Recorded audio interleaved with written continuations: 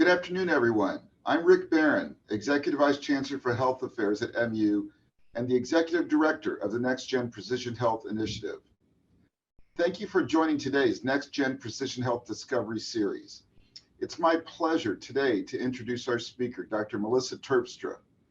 Dr. Terpstra has a PhD in medical physics and is the director of the NextGen Imaging Core. She is an expert in uncovering tiny signals in magnetic resonance spectra, also known as MRS, using high-field magnetic resonance imaging. Notably, she discovered and optimized techniques to measure signals from vitamin C and other antioxidants and neurotransmitters in the human brain using MRI. She applies this technology to study aging and Alzheimer's disease, and she has had sustained funding from the National Institutes of Health. Furthermore, she continues to study the reliability of human brain magnetic resonance spectroscopy techniques. I asked Dr. Terpstra to describe how non-invasive measures of human brain chemistry are related to cognitive performance, aging, and Alzheimer's disease. To make these measurements, she uses state-of-the-art Siemens Healthineers Magnetome Terra 7 Tesla magnetic resonance imaging scanner, also known as the 7T MRI, that is located in the Roy Blunt NextGen Precision Health building. She will describe how this powerful instrument and approach are being trained to advance person-specific precision so they can be used to prevent and manage cognitive decline. And with that, I will turn it over to Dr. Terpstra. Welcome, Melissa. Thank you. Thank you for that great introduction. And also you challenged me to build into this talk the topic of growing team science. And I very much appreciate you giving me this opportunity to speak because that's what we're trying to do here. I've recently moved to Missouri and I very much looking forward to meeting more and more people who want to get involved in this work. So indeed, I've been invited here under my work as a professor of radiology and directing NextGen. I'm also actually a professor in this BBCE program, and I'm spending time developing a course for them. I just wanted to mention it now because that's not the topic of this course, but it's also a large portion of the work that I'm doing here. And I include my contact information to make sure that anyone who would like to can reach out to me with questions afterwards or interest in being part of this work. So I would like to start out with a really quick introduction of the basics of the work that I do. So hopefully most of you have had an opportunity to see a basic NMR scanner that gives you signals of chemistry. So if you put a sample in a test tube and you put it in this NMR scanner, it gives lines and peaks and it shows you what is inside that test tube. And MR spectroscopy is really fundamentally an NMR spectrum. So this is an NMR spectrum machine. In order to get to do the kind of work that I do, all you have to do is kick it over on its side, stretch it out and make it a little bit bigger, and it turns into an MRI scanner. Out of respect for Siemens and all the people who develop all of this hardware, there are a few minor things you have to think about in this stretching and turning over. But fundamentally, an MRI scanner is an NMR spectrometer. It has its origins in that area of development. There are Nobel Prize winners who developed the spectrometer into an MRI imaging machine. And the most important message I want you to get here is that the work that I do is really done inside a typical MRI imaging scanner. And so we do many things with it to make sure that we get good spectra, but it's an MRI machine that we use to get a measure of the chemistry inside the human brain. So as Rick introduced, my specialty for the last 30 years has been uncovering tiny signals. So I am a specialist in learning how to see very, very small signals in the living brain. So I started out with animal work and translated that to human work kind of mid-career. But this is what a typical spectrum would look like. This is not my kind of claim to fame. This is more of a typical human brain spectrum. So if you were to put a test tube in an NMR scanner, oftentimes what you might be doing, for example, in industry is trying to get a picture of what is inside that sample.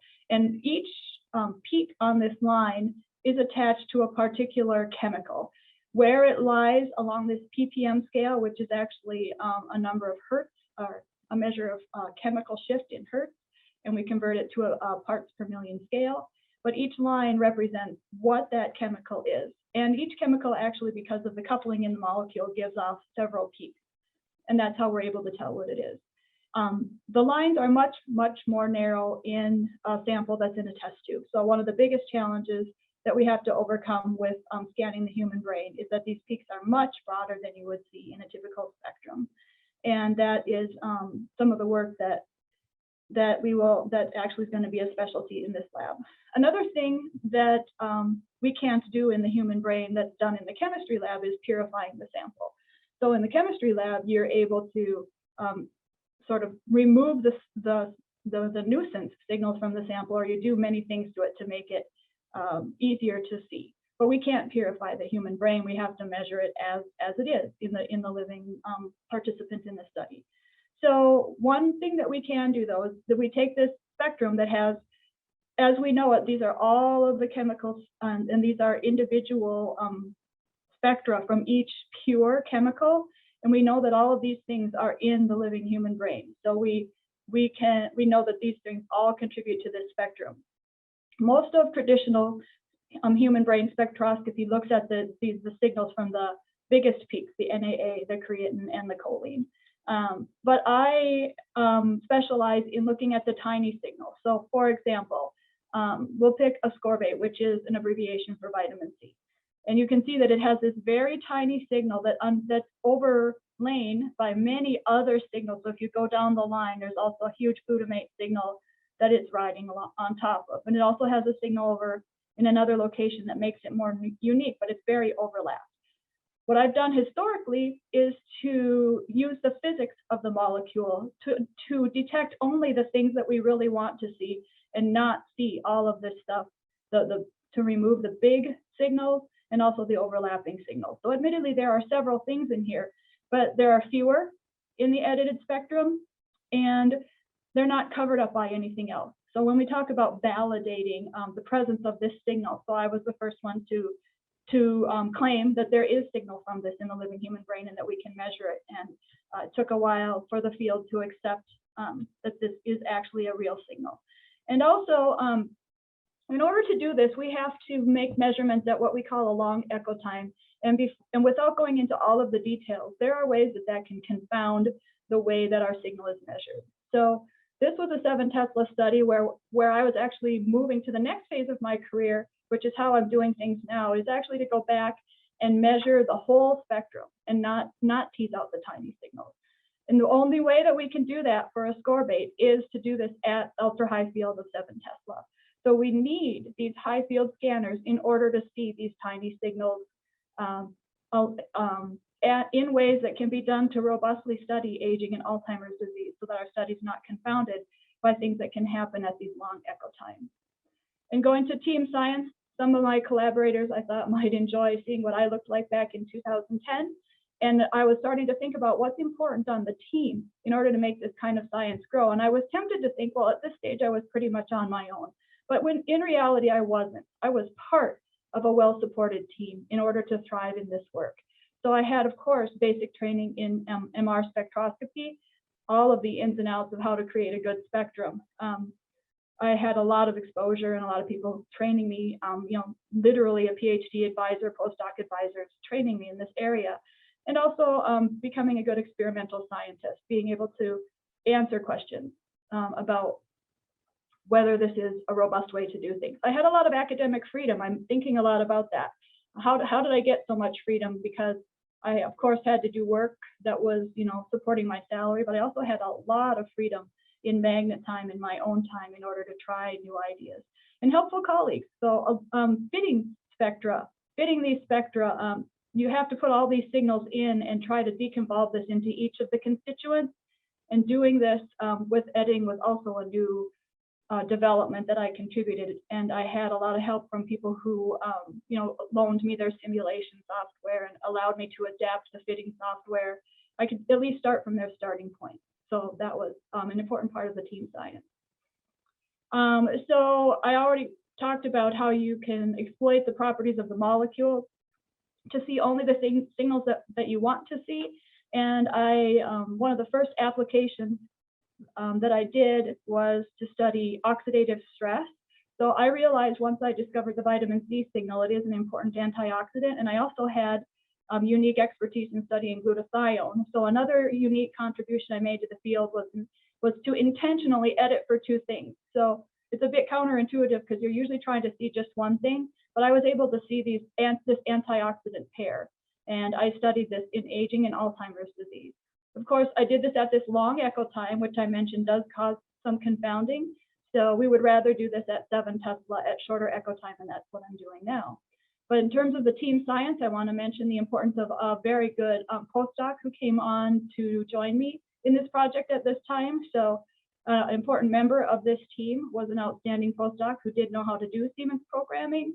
And the support that I had from my institution and colleagues, I shared this postdoc with other people because that's all my grant could afford. And it was good cross-training for him. And then also I had institutional backup for if I wasn't able to pay his salary through his entire postdoc period, I would get support from the institution. I'm borrowing this, I put this slide in on purpose because I'm borrowing from Rick's talk in January. He told a tale of 4 studies, something like this. And he talked about doing some studies that failed.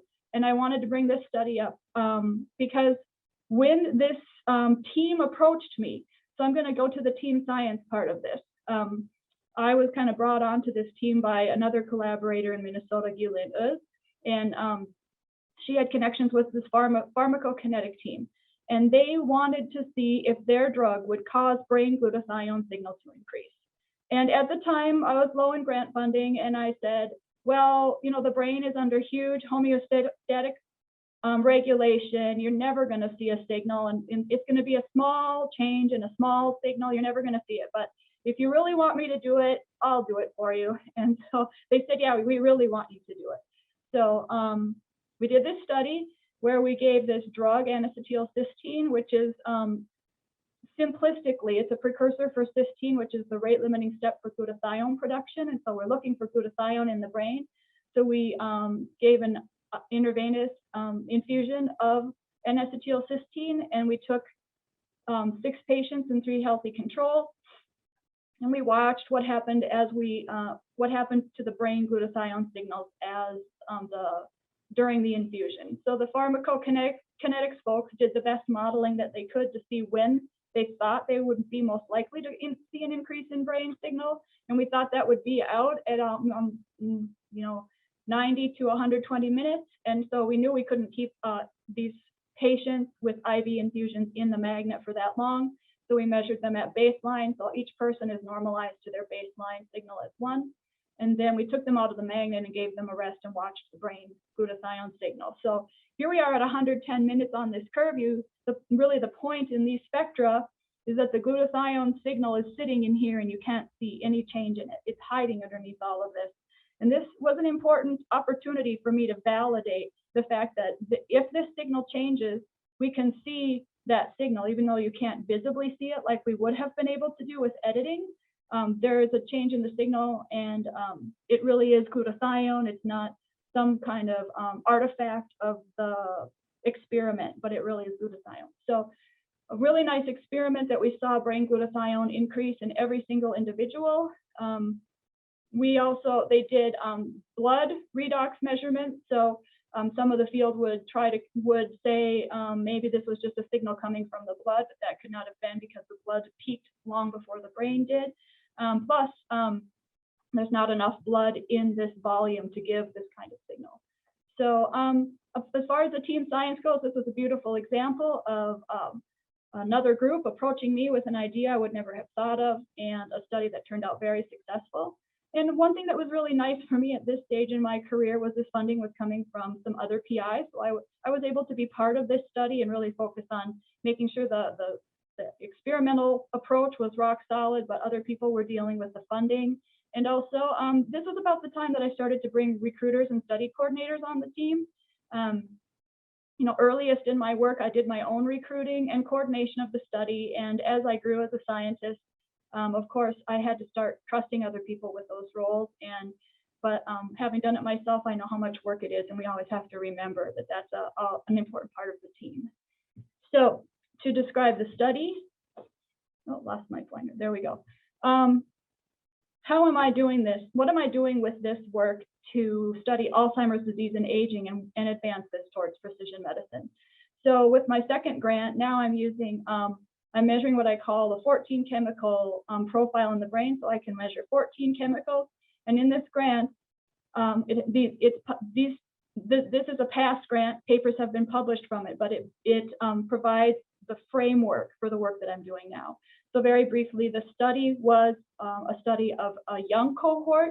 There was a study of aging and a study of Alzheimer's disease. So we were able to use the middle cohort for controls for both. So we have young versus older people, and we have older people compared to patients who had mild Alzheimer's disease. We chose the mild phase of Alzheimer's disease because we expected that to be the stage at which the disease would most be impacting the antioxidant levels. So these studies were gender matched. We had retest studies for the sake of the statisticians. I've always had a good statistician on the team. So as far as the cohorts, everybody except the participants with Alzheimer's disease had strong MoCA scores, which means that they had a cognitive test that would suggest that at least does not put them in the Alzheimer's disease category. But I also had a consensus diagnosis of early stage Alzheimer's disease from the neurology team at the clinic. These people could not be depressed. At this stage, we were still controlling for some basic vitamin consumption in people's diet, and also smoking is well known to impact systemic vitamin C levels, so we did not allow smokers in this study. And the importance, once again, of the collaborative team science, I can't emphasize enough the importance of having my neurologist, J. Riley McCartan, and my geriatric neuropsychologist, Laura Hemme. They were involved from day one when we started writing the grant, so they understood fully the participants that we needed in this study and contributed to the design of the study. And also my co-investigator colleague, Dr. Małgorzata Mardianska, has stuck with me all along and working through all of the technical acquisition and data processing pieces of the study. And of course, at this stage, I have to acknowledge the importance of the sound administrative backing. So having an NIH R01 as they start to grow in size, really the importance of the team who manages the grant financially, also manages the study coordination, recruiting, IRB, regulatory matters. They're extremely important team members that we have to remember make an important contribution to the work. So here's the results of the study. I am not going to take the time to go through every change that we measured. So we measured, again, these 14 chemicals in aging and Alzheimer's disease. We did 2 brain regions, but for the future of my work and for what I'm talking about today, let's focus on the posterior cingulate cortex, which is outlined in blue. And we found that these 5 chemicals change. We do know from history in our field at large that some of these chemicals are thought to be associated with membrane turnover, neuronal health, energy metabolism, and healthy glial cells or gliosis. The most surprising thing that we found was this part on Alzheimer's disease. So the top is the aging findings, the bottom is the Alzheimer's disease findings. We did find this change in this membrane marker and this glial marker, and these have been found at lower field because these signals can be seen at lower field, and so this is consistent with the literature. But to our surprise, we found a higher vitamin C signal in participants who had early stage Alzheimer's disease. And I have a lot of thoughts and theories on what that might come from that I won't go into today, but I think it's tied to inflammation, and there's a lot of opportunity for that hypothesis to be investigated. But I also want to go back to once again to think about validating this. So my colleague Gillian, who is at the CMRR, was doing a study with the Mayo Clinic in Minnesota where they were studying MCI versus control with spectroscopy. And even though they were not able to see vitamin C with the measurement error level that we need. So the Kramer-L lower bound is an estimate of the lowest possible error that you get out of the data fitting. and you can sort of see it as a standard deviation for the data. It's the lowest standard deviation really that we hope to get in our cohort. But because of the lower magnetic field, it's harder for the scanner to separate out the vitamin C signal. So she didn't report it, but she did give me this unpublished data. And what's really reassuring is that her control vitamin C levels are similar to mine, even though I was measuring this at 7 Tesla. She measured, she was studying MCI, it's mild cognitive impairment. It's the stage that's just before Alzheimer's disease. And you can see that her number is intermediate between my number and Alzheimer's disease. So a lot of these things are all consistent. This finding was also published in a really similar year to mine. So there's another group that used NMR in a different way using 2-dimensional NMR. They also found this. So it has been found by several people at this point. One thing that I want to point out as an advertisement, though, for the importance of the 7 Tesla, if statistically you can make an estimate from the standard deviation of the data. So if in order to measure this 21% difference that we picked up at 7T, but with this lower measurement, or with this greater measurement uncertainty that you would have at lower fields, instead of just these 40 participants, you would have to study 144 participants to get the same kind of statistical power. So it makes it a much more practical study to do at higher fields.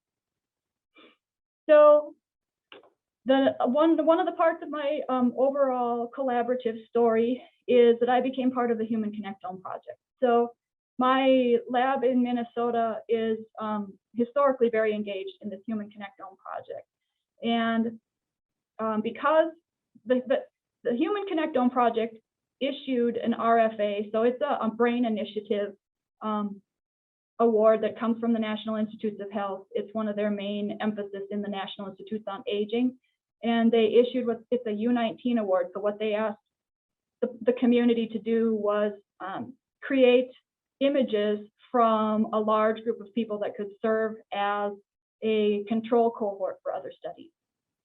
So though I was not a Connectome expert, I was invited to be part of this because at this stage, the Connectome wanted to characterize age, the whole lifespan. So it was studying children and older adults, so it had those two halves. And they brought me on to the aging piece because I understood how to work with working on studies of aging, both in terms of all the practical aspects of running the study, but also how aging impacts the brain. So what is the Human Connectome Project? It studies connectivity in the brain. So there are many ways that the brain is connected. And one way that we can study connectivity in the brain is to do functional connectivity. And what we do is we take an image of the brain and we ask the person to rest, not think about anything to the extent that they're able to just rest. And then we might give them a task to do. It could be a finger tapping task, or it could be a math.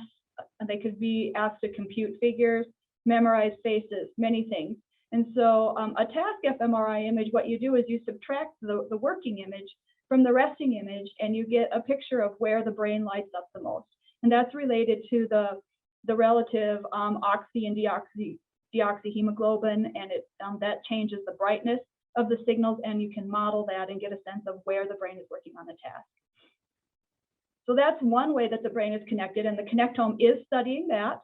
The Connectome is also studying literally the nerve pathways. So that's another way that the brain is connected. It's like the nerve pathways and the highway of connectivity through the brain. But it's also studying what we call resting state connectivity, which is shown here. And it's resting state is really one of the things that 7 Tesla can do really well. So I wanted to make sure to introduce it. What it does is it takes one pixel, and over a long time, 15 minutes, it measures the signal in that pixel. And it does this for all of the pixels in the brain. And then a really difficult algorithm, a really large, time-consuming algorithm goes through and tries to match up which pixels are having very similar time courses, or you might say which parts of the brain are humming together the most. So that's resting state connectivity. And just mentioning the importance of the teams here. So University of Minnesota had a long-standing collaboration in the Human Connectome project. So the director of the CMRR in Minnesota took me on as his co-PI in this aging project. And also Isa Yakub has a longstanding expertise with developing the acquisition protocols. And we developed a really good collaboration that still continues in measuring Connectome imaging data sets. And he also has worked on 7 Tesla, and that's been really helpful. And then another thing that I learned in this project was this is yet another larger study. So the importance of the central IRB at the WashU. They're taking on more of the management of the study, and they have they have faculty in their coordinating facility at the WashU. So they are coordinating many aspects of the data. And I'm just learning to be part of a larger team and realize the importance of management of all of the aspects of the study as the team grows larger and larger. This is a video that was made by the Human Connectome project team. So image processing is really a field unto itself. It has its own international meeting, and there are a lot of nuances that go into calculating the connectivity in the brain. And this video was made by the Connectome team to make an illustration of what's going on. So this is the main image is an image of the surface of the brain, and it was done just from structural images, and that's one part of the study. But then this is tractography that it's showing inside. So this is the tracks that are part of the arcuate fasciculus, which is a language system in the brain, and how the brain has to connect various areas using the nerve pathways. What I'm going to show you now is an overlay of the resting state network there are many resting state networks. So an analysis is usually done to try to find several networks in the brain where different areas are humming together in different ways. So this was the network for language, and this is associated with this. So we're going to look at the functional connectivity that's associated with this language or hearing associated nerve pathway. So what I think is really neat is what you'll see here is the overlay of how the resting state network is lighting up on the surfaces of the brain where the nerve pathways inside the brain are connected. Enough of that. And this is an advertisement for the 7 Tesla. So these are resting state connectivity maps of exploded brain presentations. We call them surface rendering. There's some details about how they're measured here and who they're measured by. But what I want you to focus on is on the left, 4 images are pictures of the brain. There are 4 different views of the brain at 3 Tesla, and on the right are 4 different views of the brain, done with everything the same except it's at higher field at 7 Tesla. So what is done oftentimes to find a network is you place a seed, and then you look for what else in the brain is connected to this seed, or what is having a time course that's most similar to this seed. So you can see here, of course, when you put a seed in, it's going to kind of be working with its own area, but then it's connected to other remote places in the brain. So from left to right, from 3 Tesla to 7 Tesla, you can see that when you place the seed in the same place, you get the same general areas that are lighting up. So that means that it's robust and it's finding something that's real. But at 7 Tesla, they're lighting up much brighter and more regions are showing up. And so that is kind of an advertisement for a lot of initiatives here that are hoping to use the strength of 7 Tesla to connect to calculate connectivity. And this is the last advertisement for the Connectome project, but it does tie into my work here. When we did the Connectome measurements, we took about 2 hours of imaging, so 2 sessions at 1 hour each to do the connectivity measures. But we spent another 10 hours with each individual to collect an enormous amount of health and behavioral data on them.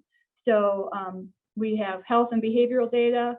We also have a very extensive characterization of their cognitive performance. We did more than half of these people came in twice, separated by approximately 2 years. So we have longitudinal data. And then COVID happened in the midst of our study. So we already had a highly characterized sample with all of these well-accepted neurobehavioral and cognitive tests, and then COVID hit. So we actually had when that happened, I had to think about what to do with this large team and the fact that we couldn't scan. And so I set them to work studying COVID. And we gathered a lot of information about their COVID experience, and we continued to test their cognitive performance through COVID. So we have that data also. And then getting back to my own work. So being part of the Human Connectome project was an amazing opportunity, but I didn't want to lose my grounding in spectroscopy. So I added spectroscopy to Minnesota's cohort. So the Connectome project is taking place at 4 sites across the nation and has collaborators internationally. But in Minnesota, I had this ability to do spectroscopy in these brain regions. So the prefrontal cortex, the posterior cingulate cortex are part of what we call the default mode network. So when you do resting state connectivity maps like this one, you see that the brain is doing some work that just seems to be, to the best of our knowledge, is just associated with memories or basic functioning of the brain and what it needs to do at rest to maintain some sort of function. So I realized that I could do spectroscopy in the hottest regions of the default mode network, and that's an important connective region. For the default mode network is known to age, so things happen. It deteriorates with aging, but it particularly deteriorates in Alzheimer's disease, and so it made sense for this to become part of the Connectome. And also there are just trying to kind of think outside the box in terms of Connectome imaging. I realized that we're measuring large voxels with spectroscopy. So rather than just using like point seeds, I brought on my co-PI in this project, who happened to be my office mate, had trained herself to do analysis of the resting state data. And I asked her, well, could we do some innovative things with this? And so we're actually using the whole voxels as seeds and trying to see how these voxels are connected to one another in all of the whole Connectome data set. So she's doing the analysis of the resting state data. So that our basic questions surround whether one brain region ages sooner than the other, because the prefrontal cortex is thought to age kind of normal. Just it shows changes with aging, whereas the posterior cingulate shows changes more with dementia. And so we're thinking about where does brain chemistry change first, but also what changes first? Is it chemistry? Is it structure? Is it function? And that's pretty much what the study is about. So we're taking the old methods and we're applying them to this new cohort that's aged 35 to 89 years old. These people are, the Connectome cohort does not have dementia, though it's not extremely healthy. As a matter of being practical with recruiting, we could not have people who are healthy in every single possible way, because this study also is interested in addiction and psychosis and influence of behavior on the brain. So we had to be, we tried to, recruit people who don't have major outright disease in all of those domains, but none of them are 100% clear of any kind of indication of such diseases. And so we did, and one special thing we did with the spectroscopy add-on, though, was because this was a grant that was flagged for Alzheimer's disease initiative, it was an RFA to add Alzheimer's disease to existing projects. So we had to take everybody who was 60 years old or older in this study was cleared by my research neurologist and my neuropsychologist to make sure that we had no suspicion to think that they could have incipient Alzheimer's disease. So this is the heart of this is really the heart of the data and what I'm doing right now, and what some people here, what I'm starting to build teams here at Missouri to study. And like Rick said, this is how I'm using these data to try to make these measures person specific, to use the strength of the high field scanner and the biochemistry that it can measure in order to figure out if people are tracking towards Alzheimer's disease. So first of all, these data they're taken from the published papers. So if you remember back to the data sets that I had from from my prior grant. I had a cohort of people who were young, so they were 18 to 22 years old. And I had a cohort of people who were healthy but older, so they were age 70 years old and older. And you might have thought that even as I was pointing to these groups, that they were grouped based on age. But actually, this was a completely uninformed principal component analysis. So I just put the data from the brain chemistry into the model with no information in the model on what their ages were, and asked it just to, in an untrained way, just separate these people into two groups. That's all I asked it to do. And it happened to separate them based on age with amazing accuracy. It was so accurate that my statistician said, well, he and I had a fairly long history, and he said, well, Melissa, we've been here before. You're really good at destroying your data. See what you can do. What could you have possibly done that made this so good? What might have you put in here that could have informed the model of the people's age? Do everything you can to destroy this finding. And there are a lot of details about how we went into changing how we analyze our data in order to make sure there's no possible way that I could be accidentally informing this model. And this is actually the result. These are the poorer results. This is what we got after I tried to destroy the data. So we came out pretty confident that this is real. And we did the same thing for the AD cohort from the past. So they're not as cleanly separated. We did some other work with random forests, and those are in the published paper. And actually, the separation of AD and control is impressive from the spectroscopy. But the focus here was to go with an untrained, unsupervised approach, where we're kind of almost making compromises in how we analyze the data. We're weakening the data, but we're making very sure that we give no information to this model about age. So it's not as good as at separating Alzheimer's disease from control, but it's quite good. And so I'm not sure how normal or standard it is, because my statistician was, it took a while for us to converge on this particular approach for the study. But what I asked him to do now is take the new Connectome cohort. So this is the training data. But now I have a whole new set of 50 people who I've used the exact same spectroscopy protocol on. So what will they look like in this principal component space? So really, a principal component in the end, the model just comes out with a formula. It just takes a combination of all the chemical concentrations. It's a formula. So I can plot that same principal component for the people in the Connectome. So that's what we did next. I'll skip this piece where we kind of crossed these published papers over with one another.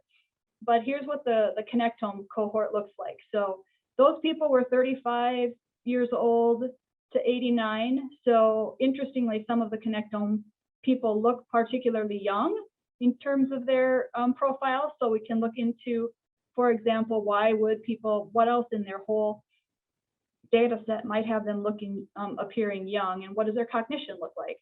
And similarly, we plotted what the Connectome cohort looks like in terms of their Alzheimer's disease principal components.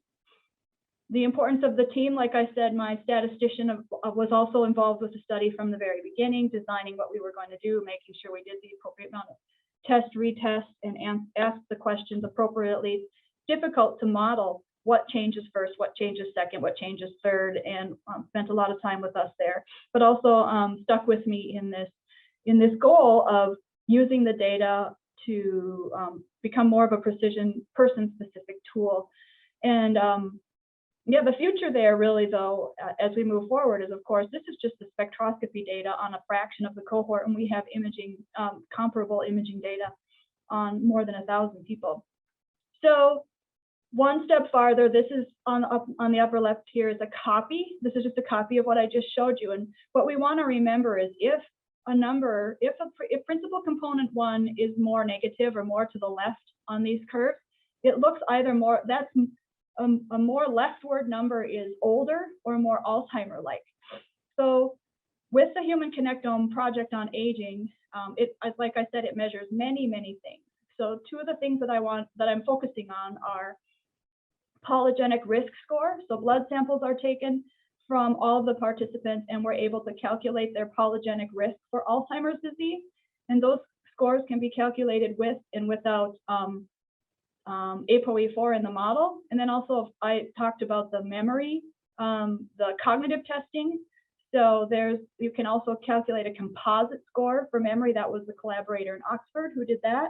And I really am looking at three things here. I really created from this principal component a composite score for the spectroscopy, a composite for genetics, and a composite for cognition. And among those three things, what is correlating the most is the spectroscopy and the cognition. And though these numbers are small, this is a really early stage of the project. We hope to get more data. But it also makes sense that when people have an older spectroscopy score, they have poorer cognitive function.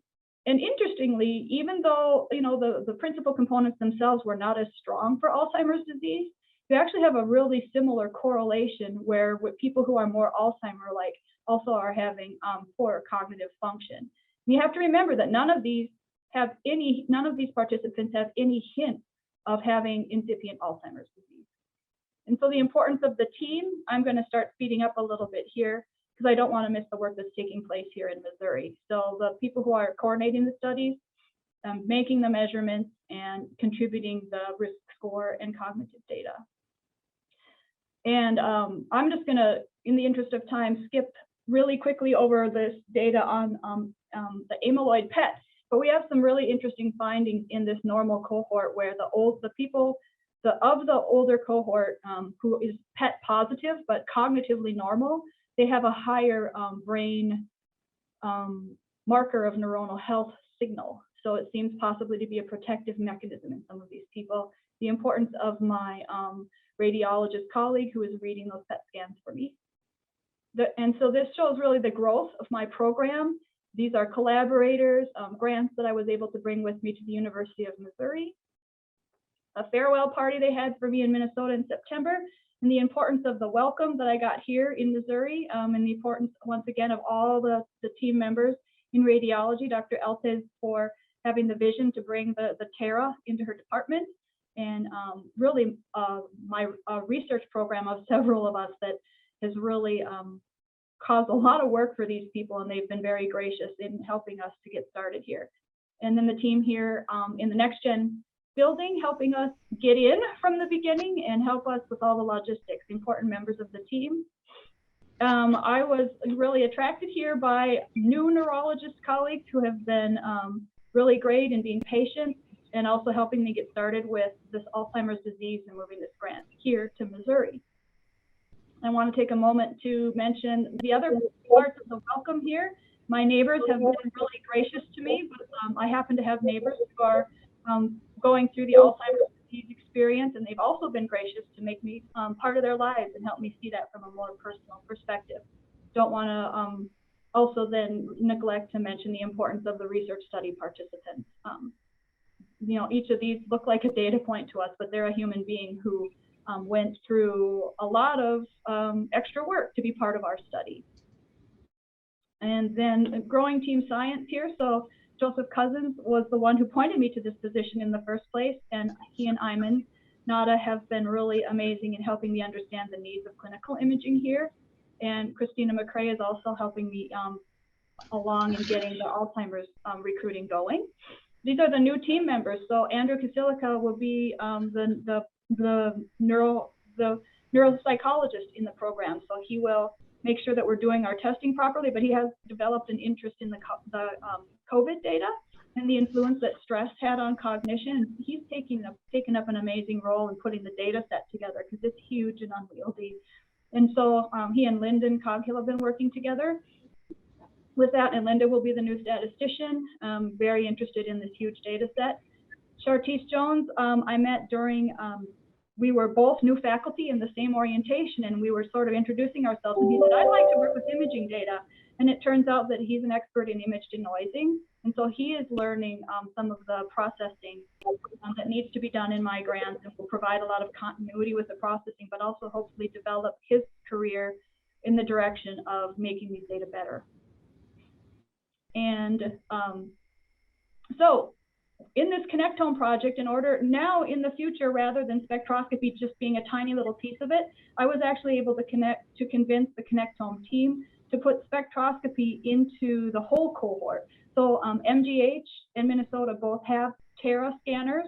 So we were able to change from our specialized hardware and do this with commercially available hardware.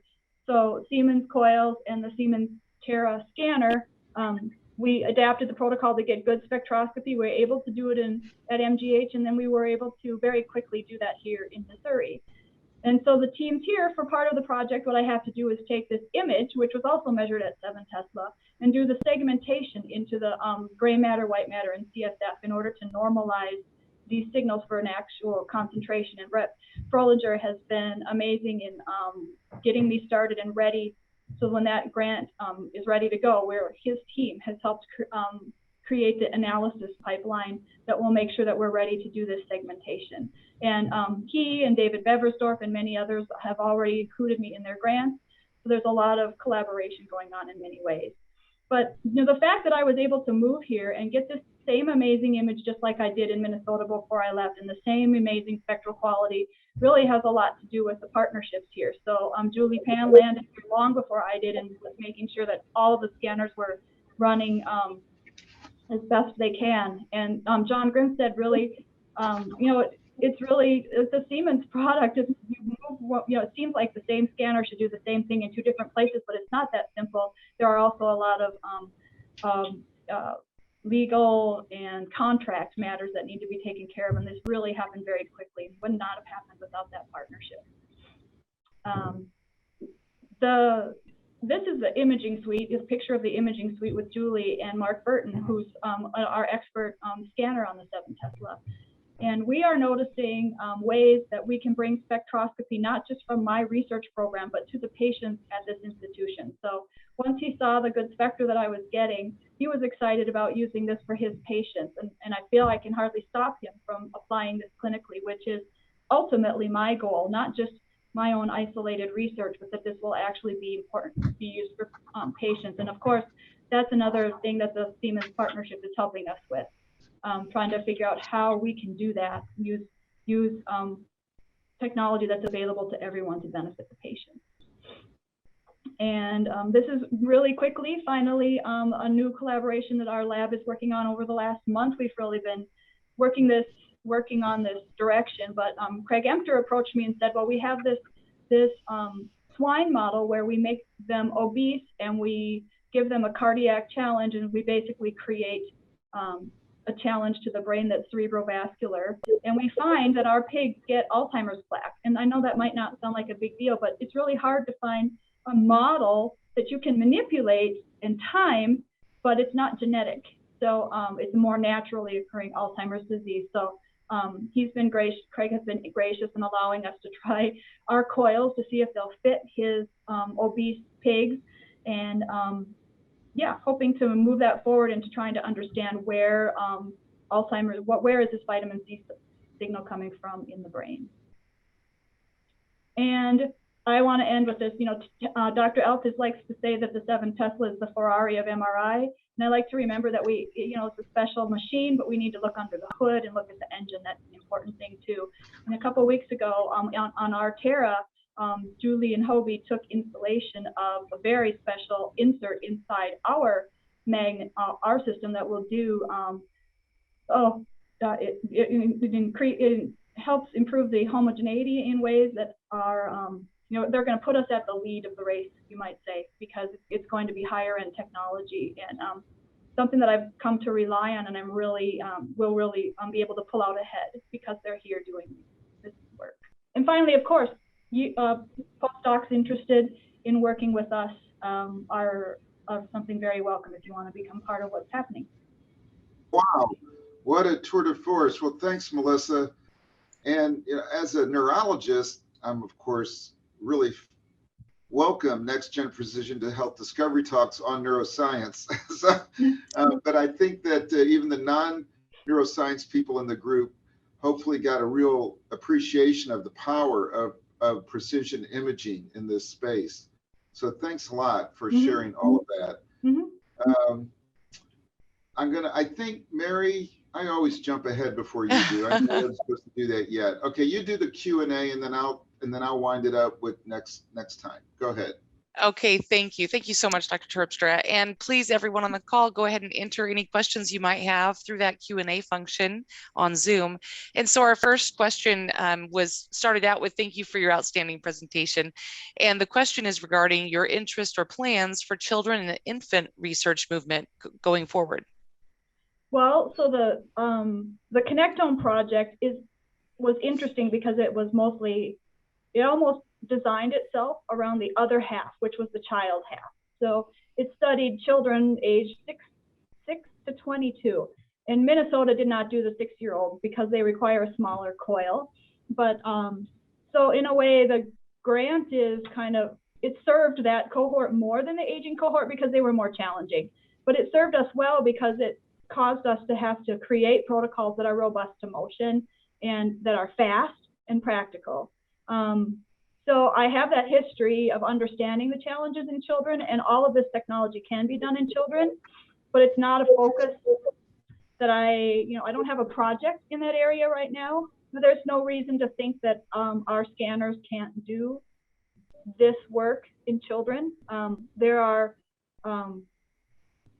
FDA limits on the youngest age of a person you can put in the 7 Tesla. So I think there would only be the normal limitations, but it's not, I don't have a project or a grant in mind with a plan. What is that? What is the youngest age? So, I think it's 8, could be older, something like this. It's not, okay. That's for sure. All right. It has to do with their weight. They have to be getting close to an adult. Right, it's a weight issue. We were talking about that. They have to have X amount of pounds on the on the gantry at this point, technologically, right? Yes. Okay, thank you so much. Next question. I'm sorry. I think you guys told me last week that, wasn't it 40 kilograms or 40 pounds? Something like that. Not my domain, but it's something like that, yes. It came up during one of the tours recently. It does, okay. Yep. And that's for the Terra, right? For the 7T. We have other instruments in the facility, of course. The 3T Beta is also very capable of outstanding imaging as well. Thank you. Is there a possibility of joining the Connectome project as a participant in the study? So the unfortunate thing for me is the cohort, the past Connectome is done. The next round will re-measure the people who are already in the study, so that will be the focus. So already there won't be as many opportunities, but it's only being done at the original sites because of that. And so I had to leave the cohort behind in Minnesota. With that said, though, I am running the spectroscopy piece here. I need to finish that here. So you can be part of my kind of spectroscopy add-on because I need to finish that grant here. And we do the same protocol. It's the same. We do all the 3T behavioral, everything we're doing here. So would they reach out with an email to you or? Sure, yep. Okay, thank you. This next one, if asked if you would quickly elaborate on your research on animals earlier in your career, data, things of that nature. Yeah, I started out studying cancer in a rat. So it was a rat tumor model. So I was studying metabolism of sugar in the rat brain. We would give it special labeled sugar, and we would watch how quickly that sugar shows up in the brain. So that could tell us about differences in metabolism between different types of tumors, but also taught me a lot about, we can do that with labeled sugar. We can do it with other things and look at other signals. So that's really what got me into understanding, looking for tiny signals, tiny changes in signals, and very robust methods. Great, thank you. I think we have time for, we have a couple minutes more. So have you considered the lymphatics of the brain, wherein lymph flow varies with sleep and cardiac flow and the distribution of molecules in the brain? So that is a whole emerging area. I mean, it's actually not that very new, but studying lymphatic flow is not something that I have. It's not in the Connectome, so it's not a technique that I'm using, but I would like to use it. I know a lot of groups are actually in Missouri are using it. It could be switched into, I need to talk to people. I am considering switching that into one of my study protocols instead of one of the older more traditional measures of inflammation actually in one of the projects. Great. So reach out to her on this Yep. one. So I got a comment about very great presentation. And then this question, I'm not sure, what is the incidence of Alzheimer's by state? Ooh, that I don't know. I don't have that one. I can't quote that one. So I don't have even a basis to guess. You know, that's another story for Schenker question. Yeah, I don't. Yeah, there you go. All right. So I don't have any other questions in the queue, Dr. Barron, if you'd like to. Okay, so thank you so much, Dr. Terpstra. I know the Connectome project, you know, you had to leave your cohort in Minnesota, but we partner a lot with WashU. The Connectome project is based out of WashU. So even beyond the Connectome, what do you think the possibilities are to work with the WashU investigators so that they would want to utilize the 7T in general, not necessarily for MRS, but just for research purposes in general? Well, so generally, you know, of course, the distance of travel is, I would say that if people live near here already, this is a really similar situation that I came from in Minnesota working with Mayo Clinic. The distance and the differences in cities are similar. So I would think one of the, you know, first things to look at is they probably have cohort that lives near us and would rather not be driving so far. And we are running, you know, we have the Prisma scanner in the CNS core is exactly the same as the scanner that they're running this project on. So there's no reason why we can't. I'm not talking about this project. I'm talking about other WashU imaging collaborations. 2 hours is not that far. Yeah, I go to see them all the time. So there are ways to arrange transportation to bring research subjects here for neuro-oncology protocols, MS protocols, Alzheimer's protocols. I'm just wondering, are the WashU investigators going to be, since they don't have a 7T, are they going to be interested enough to actually use our equipment for their imaging research? I think what they're going to need to see is the benefit of the scanner and what we're able to get done with it in order for them to have a reason to send the people to it. I think they have, they're open. 7T, when I brought spectroscopy onto the Connectome, they were as excited about 7T coming onto the Connectome as they were about spectroscopy. And there will, you know, we're still vetting the all of the interest that people want us to do, high resolution scanning and other types of scanning on the 7T. So they're very open and interested in the power that the 7T can bring to studies. Yeah, well, I'm hoping we can get the word out to the WashU folks so that they will use it for a lot of neuroscience and orthopedic studies.